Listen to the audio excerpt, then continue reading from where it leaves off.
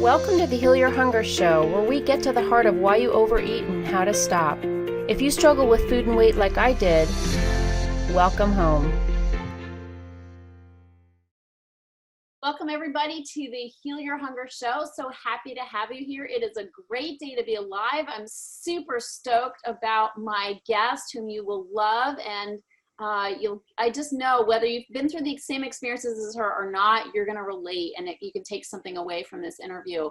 I just want to tell you that if you have not joined the Heal Your Hunger Tribe yet, please join us over there. It's Heal Your Hunger Tribe on Facebook. Just type that in, request to join our group. It's a private group, and we'd love to have you. That's where we continue the conversations that happen here, and you get announcements and updates on things that are happening right off the press. So look forward to seeing you over there. It's really, really important that you get connected and stay connected, because nobody can overcome emotional eating on their own. I am proof of that, and I've seen proof time and time again over the past 30 years that I've been doing this work. So on to my absolutely amazing and beautiful guest, whom I love so much because she is a dear friend of mine.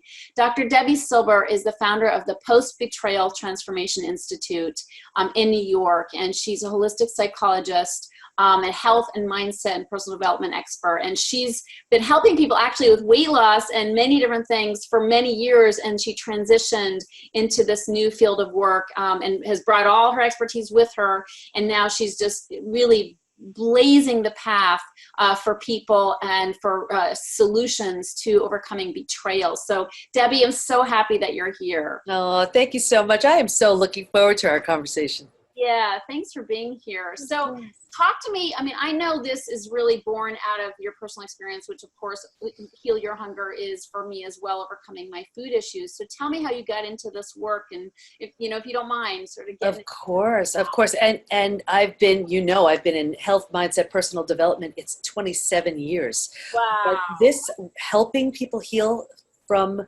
the trauma of betrayal is, of course, because of my own. At first, I had a horrible family betrayal and thought I healed from it. But you know how the universe works. When you don't quite get the lesson you were meant to learn, you get another opportunity. Well, I did, and that was in the form of my husband. So, anybody who has been through betrayal, because think about it, we're never betrayed by someone we don't know. It's by the people we're closest to, whether it's a family member, partner, friend. Blindsided is the word. And I'm just like everybody else. I was blindsided. And, so I didn't quite know what to do. I just knew I had to feel better. I didn't know how, but I just wanted to feel better. And it had been a lifetime of putting everybody else's needs above mine. I mean, I have 4 kids and 6 dogs and a business, and it had always been about everybody else. And there was something so definitive where I just said, no, now it's about me to figure this out. And so. Wait, let me stop you. Yeah. You talk about first you were betrayed by your family. Can you talk a little bit more about that?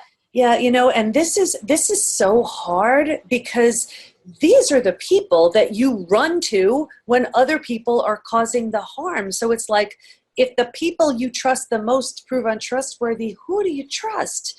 So, and it's so interesting because I do have 4 kids, and I'll tell you, Tricia, there was a time I remember saying to myself, I'm going to create this little cocoon family, this big family. I never thought I was ever going to have 4 kids, because I have a feeling I'm going to cut ties with my family.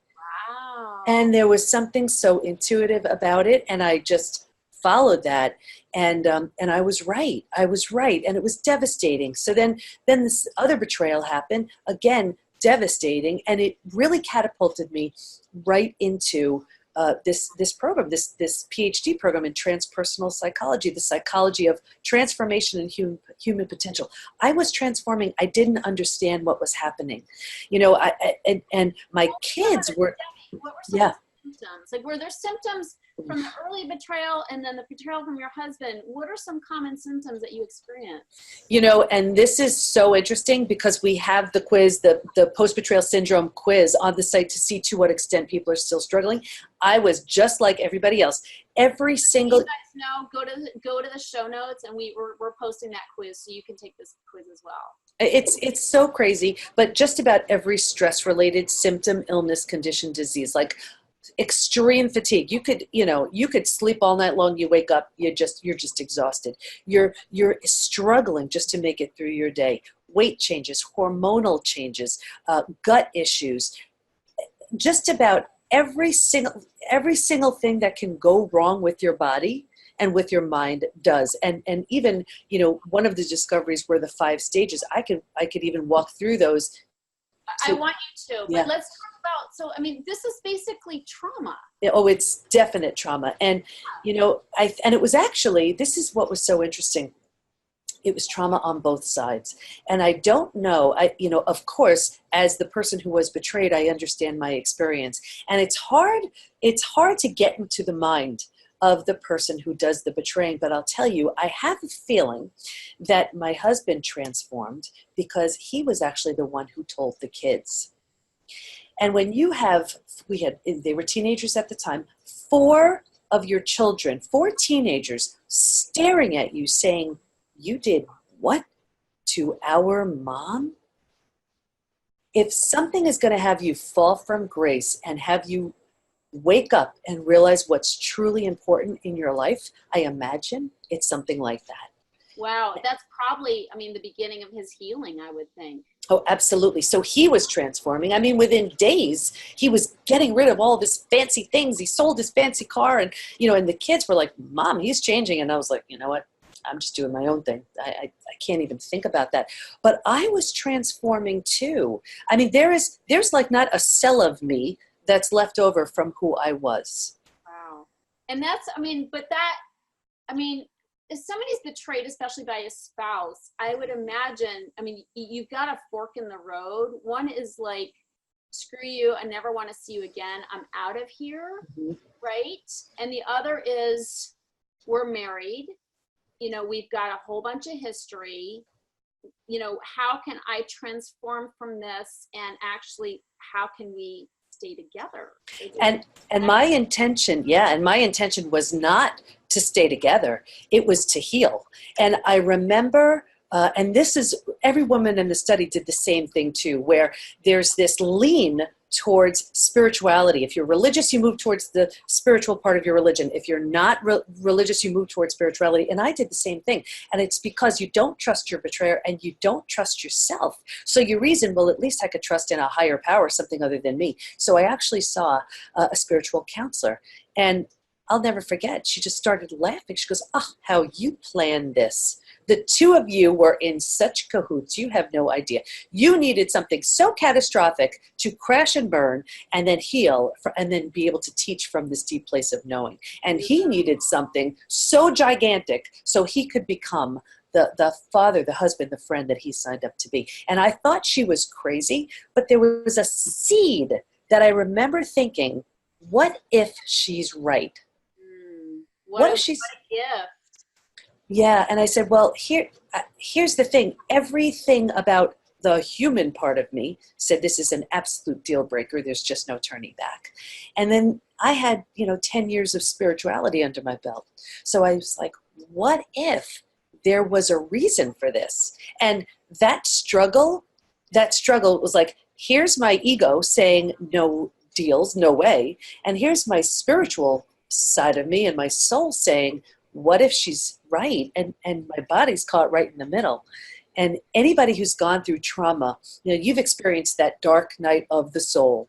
And I'll never forget that dark night of the soul moment for me where I said, okay, here's this absolute deal breaker, but here's this possibility that I can't see yet, but it's something I don't know. And who am I going to let win? Yeah. And Tricia, I'll tell you, I remember the struggle. I'm talking the physical symptoms, the sweating, the agonizing. And finally, I just said, let your soul win. And this way, you could do everything, you try everything you can. And if at that point you don't want to do it, it's okay. But I still needed to get him out of the house so I could think straight, heal, everything. Yeah. So I think what's so important with this, my dark night of the soul was hitting bottom with my emotional eating. And, people who come to me as clients, they see being an emotional eater as such a curse, being, on this roller coaster ride of struggling with food and weight for decades is such a curse. But when there is a real solution, which there is for overcoming emotional eating, then you can start to, you have that fork in the road of continue to see yourself as a victim of this terrible condition that not everybody has. And why do I have it and she doesn't have it? Why can she eat what she wants and I can't, and all this kind of thing. You can see it that way, or you can shift your perspective in the exact same way you're talking about, which is, wow, maybe this is an opportunity. And I see that opportunity for healing. And I see that in my clients, because when they embrace it as well, maybe I've attracted, or somehow my soul has called this particular condition into my life, for the lessons I can learn from it. And as people begin to heal, they become better than they were before, they even realized they were emotional eaters. It's like, you have to change yourself in order to heal. And those changes are so profound and so life-giving that you end up like almost grateful that you had the problem in the first place. Well, you're so right. And now here I am at the PBT Institute, a real space in New York. I never would have done any of this. I never would have, the programs, the certification programs, the everything, all of this stemmed from something that absolutely broke me. I mean, of course, we never broke, we're bent, right? But I had been through other life crises. I was in ICU for 11 days. I've lost, people that I've loved. This was a shattering of my heart like none other. But then again, there's that opportunity. And I guess I looked at it and I said, if I'm going to heal from something so wrong, so unjust, so in my mind, so that just breaks all the rules of everything I ever stood for, at the very least, I'm going to do something really, really big and really good with it. Good for you. And you have, oh my gosh, you are helping so many people across this globe with your PBT Institute and the healing, really protocol that you have and that you certify people in, and it's just incredible. So I love that. I mean, it's really an overcoming story, and your training is really about how people can overcome. It's not about anything really about the situation or the trauma. It's really about overcoming. It's what you do with it. It's what you do with it. And I tell people as they're starting out, I have my intention is not to get a couple back together or get a friendship back together. My intention is to get that person who was blindsided to their best place physically, mentally, emotionally, psychologically, spiritually. And from that place, they can decide whatever they want, because the decision they make at when they're not at that space may be very, very different. I see it all the time from the decision they make when they are at their best. And I have yet to see anyone stronger than someone who has been blindsided by the person they felt so safe with, who is healed. Yeah, that's beautiful. Let's talk about the 5 stages, because you were already talking about the betrayal to breakthrough journey. So what are the 5 stages of that journey? Sure. So the first is like a setup stage. And this is, if you imagine 4 legs of a table, the 4 legs being physical, mental, emotional, and spiritual. What I saw with every single person, including me, was this real heavy lean on the physical and the mental, and really kind of ignoring the emotional and the spiritual. So what does this mean? This means we're really good at thinking and doing, and we're not paying as much attention to feeling and being. But in the feeling and being piece is where our intuition is. And we turn that down in order to get things done. So, but think about it. If you have two legs that you're paying attention to, easy to topple over. And that's what happened. So then there's stage 2. Here's where we're blindsided. We're blindsided. It's a shock to the body and mind. And there's a breakdown of the body, the mind, and the worldview. The body is in a state. Now you have ignited the stress response, and you are headed for every single stress-related symptom, illness, condition, disease. Your mind is in a complete state of chaos, overwhelm, confusion, because you can't wrap your mind around this. It makes no sense. Your worldview is shattered. Your worldview is your mental model, how you see the world. This person's safe. These are the rules. In an instant, everything you know is shattered. And think about it. This is terrifying. And this is truly where the bottom bottoms out on you. But if you were walking down the street and the bottom bottomed out on you, what would you do? You would grab hold of whatever you could to stay safe and stay alive. And that's stage 3. Survival instincts emerge. This is the most practical stage. If you can't help me, get out of my way. How will I survive this experience? Where will I live? How will I feed myself? But here's the thing. This is the stage so many of us get stuck in. So many of us, because we stay here, and here's where we're supposed to make sense and meaning out of our experience. But when we're here too long, we start believing we belong here. So then we start saying, well, you know what, maybe they're right. Maybe I'm not worthy, deserving, lovable. Maybe I'm not all that. Maybe, and it becomes your identity. oh yeah, and then we have that story, and then we start getting all of these small self benefits, right? Like you get that powerful story. You get to be right. You get someone to blame. You don't have to do the hard work of learning to trust again. You're like, should I trust you? Should I trust you? Forget it, I just won't trust anybody. And you stay very, very rooted. But here's the thing. In order to move from stage 3 to stage 4, a few things you have to do. One of them is you have to mourn the loss of what you wanted and didn't get, what, you know, the dream you had that is no longer. And when you're willing, willingness is the hugest word here, when you're willing to let go of that story and all that goes with it, you could slowly move to the 4th stage, and this is finding and adjusting to a new normal. Your old normal doesn't exist anymore. It's not an option. And here's where it's like if you've ever moved into a new house, condo, apartment, office, whatever, you don't have your stuff. You know, it doesn't feel cozy, but it's going to be okay. You're starting to turn down the stress response. You're not physically healing just yet, but you're not destroying your body the way you were. When you're in this space, you're also negotiating relationships. You're like, you know what, if that friend really wasn't a good friend, no. If it was one-sided, I'm not doing it. You're resetting boundaries. You're figuring out who you are. When you're in that space for a while, it's comfortable. You've made it your new home. You start moving into the 5th most beautiful stage, and this is healing, rebirth, and a new worldview. Now your body starts to heal. You didn't have the bandwidth for self-love, self-care. You didn't care about what you were eating or moving beforehand. You were busy surviving. You've turned down the stress response, so now your body starts to heal. Your mind, you're making new rules based on what you've experienced. You're making meaning out of all of this, and you have a new worldview based on where you've been. And that table, with only the 2 legs, the physical and the mental, now we are paying attention to the emotional and the spiritual too, and we are solidly grounded.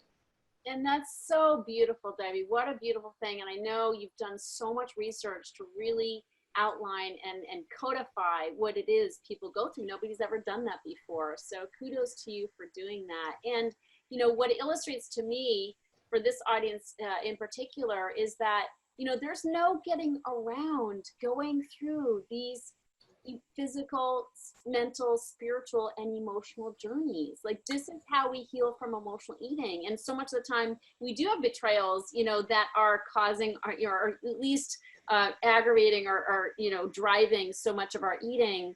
But it's just really important to know that we can't get, like, if we want healing, if we want results in our life, in whatever way, shape, or form that is, we have to go through this same journey of really embracing the entire kit and caboodle of experiences. I mean, there's just no getting around it. And I think emotional eaters are like, give me the weight loss, but don't make me feel. And you're so right. And here's the thing. There were 3 groups in the study who didn't heal, and one of them was using food, drugs, alcohol, work, TV, keeping busy to numb, avoid, distract, and they didn't heal. So there's such an overlap with emotional eating and an unhealed betrayal. I see it every single day. But here's the way it looks. Everybody in their, you know, in their house, condo, apartment, office, whatever, you have that drawer, or you have that room, or your garage, or something that's just a big mess. I mean, most people do anyway, and you avoid it. And then think about it. It actually takes a good amount of energy to avoid it. And it gets worse and worse. And you think it's not vying for your attention, but it is. And then there's that one day where you're like, all right, here we go. And you get your garbage bags and you roll your sleeves up and you dive in. Now, if you think about it, in the very beginning, it actually looks worse. Because you're like, I'm going to donate this, I'm going to fix this, I'm going to toss this, and everything's all over the place. And then you do all that. And then you go to your fancy store where you get all your little containers and everything, and you organize, and now it's beautiful. And you stand back, and with a sense of pride, you appreciate your space. You can only get there by diving in and doing the work. There is no other way around it. Face it, feel it, heal it. Beautiful. So true. And you get a big amen from me on that. So really, really beautiful. So, can you, what are the next steps for people? Is it taking the quiz? I would think that'd be the first step.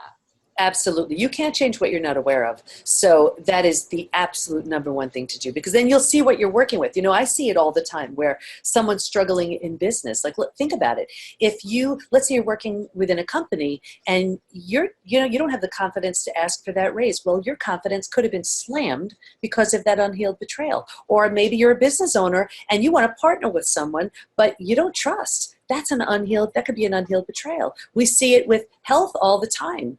All these gut issues, whatever the issue is, an unhealed betrayal. I see it, of course, in relationships, So, on the quiz, there's a section that says, is there anything you'd like to share? I read every single one of these. We've had about 3,500 people take it. Wow. People are saying, yeah, my betrayal happened 35 years ago and I'm no longer willing to have a relationship. I still feel the hate from 40 years ago. It happened in 2012. I have PTSD and I'm just not able to move forward. Every single day, this stuff, we think time heals all wounds, or a new relationship, if it's a romantic betrayal, will heal it. And our studies show, no, it heals it. And the other stuff will not. You'll carry it with you for life. Yeah, and that causes all kinds of problems, doesn't it? Mm-hmm. Crazy. Yeah, there's no need for that. Debbie's put it into a system that you can easily access and begin your healing journey from. So I just am so I really appreciate you, Debi, and all the work that you've done and bringing this message to my tribe here, the Heal Your Hunger, show, and the people who listen, who I know have experienced betrayal, because we do hold on to that stuff. Like, we hold on to those hurts. We pack them in with food and they don't go anywhere, just like you're talking about, until we consciously address them and heal them. Thank you for the work you're doing. It's huge. Yeah, thanks so much, Debi. Everybody, make sure to go to the show notes and access that quiz and start your healing from betrayal of any kind. It comes in many different forms. And don't forget to join us at the Heal Your Hunger Tribe, and let's continue this conversation. Debi, I'd love to have you on a Facebook Live sometime. I think that'd be super cool as well. I love it. Yeah, thank you so much, my dear. I just adore you and I appreciate you so, so much. You too, my friend.